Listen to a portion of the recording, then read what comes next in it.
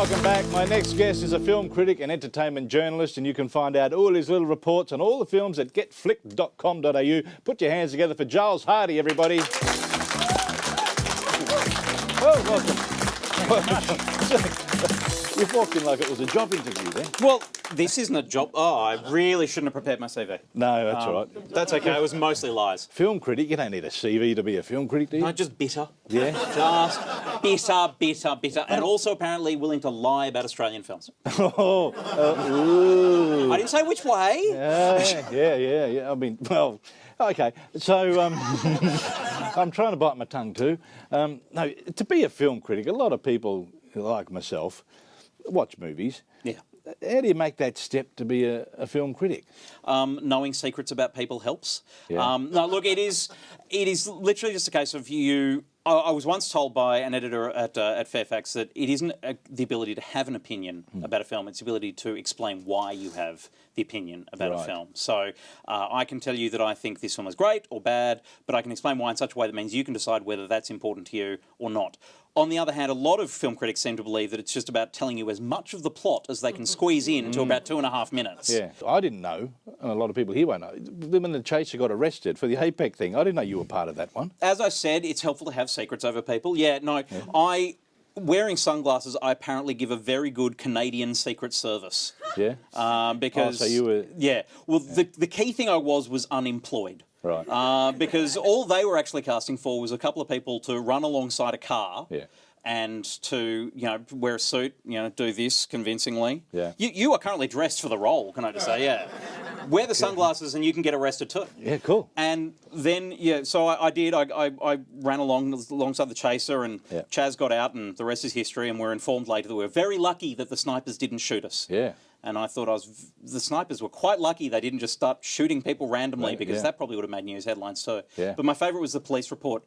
Various, I won't name people because I can't remember them. But one of the police reports came back and said, that their recollection as to why we got in was that the motorcade was travelling at 35 kilometres an hour.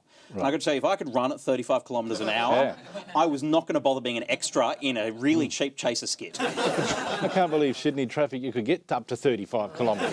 They did have to declare 5 different public holidays just to allow that much traffic, to move. Yeah. Now listen, I've brought you on this one because I'm quite interested in doing the hashtag of best themes. Absolutely. All right, so we get the hashtag of best themes going.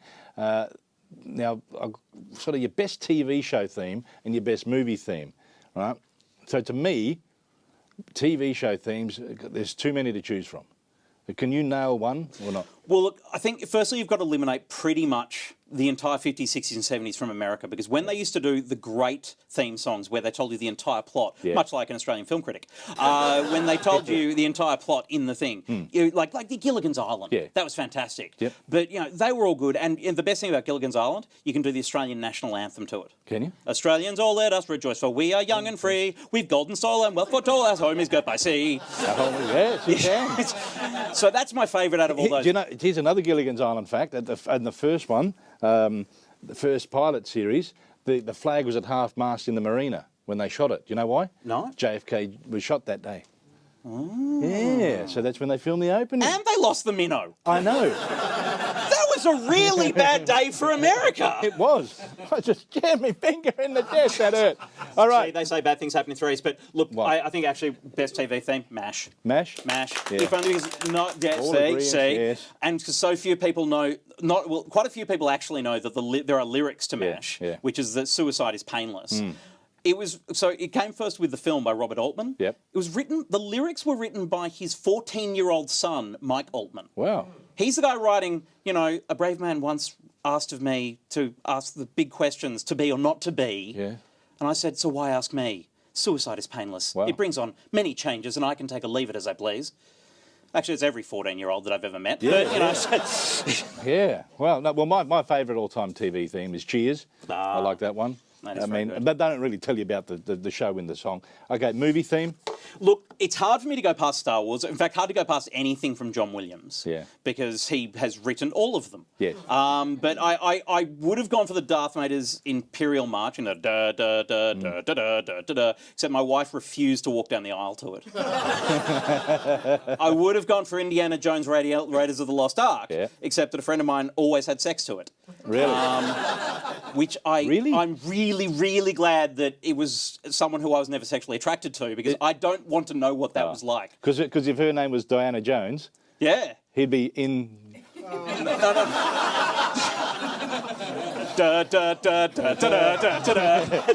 My favourite movie, one of all time, Back to the Future. Oh, See, so good. If I'm driving in my car and I got that on, I'm 1.21 gigawatts into the flux capacitor and I'm out of there. Yeah. All right, look, sorry, man, we're out of time. Oh, I mean, well, we can go Back to the Future. We could. Do this segment again and again And again. Thank you very much, Giles, for coming on. Always a pleasure. Appreciate it. Thank you.